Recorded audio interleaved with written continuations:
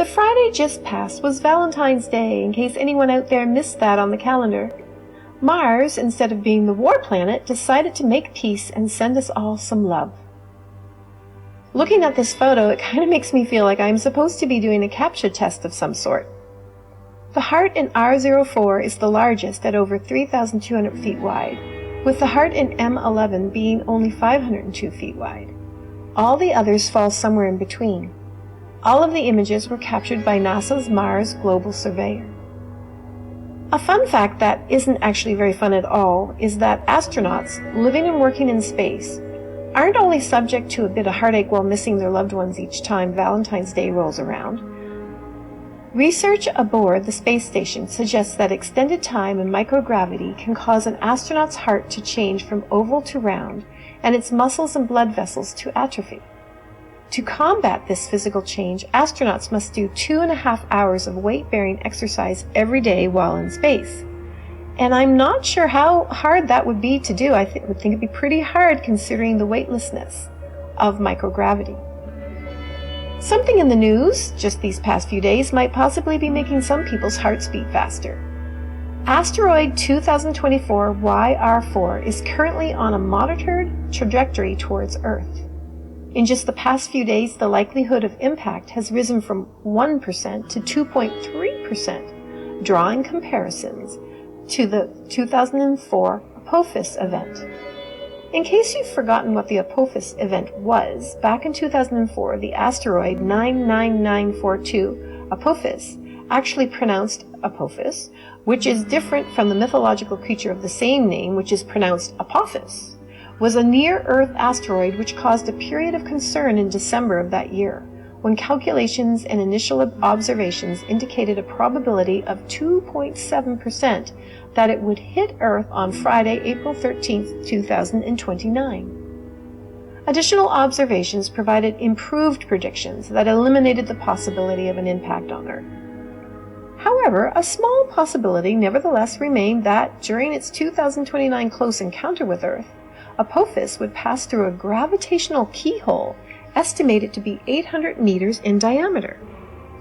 I know what you are thinking. What is a gravitational keyhole? A gravitational keyhole is a tiny region of space where a planet's gravity would alter the orbit of a passing asteroid such that the asteroid would collide with that planet on a given future orbital pass. My parents always cautioned me with every action causes a reaction. Thus, our own gravitational field could cause our demise. The word keyhole contrasts the large uncertainty of trajectory calculations, which is between the time of the observations of the asteroid and the first encounter with the planet, with the relatively narrow bundles of critical trajectories. The term was coined by P.W. Kodras in 1999.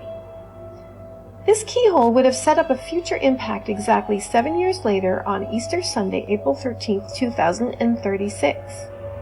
This possibility brought it down to a level 1 on the Torino Impact Hazard Scale, from a previous level 4, the highest ever reached since the creation of the scale. Finally, in August 2006, the probability that Apophis would pass through the keyhole was determined to be very small, and Apophis's rating on the Torino scale was lowered to 0. Asteroid 2024 YR4 is the size of a football field, and is roughly the same size as the object that flattened a vast expanse of Siberia in 1908. The odds of its impact in 2032 have increased, but it is still a very unlikely event.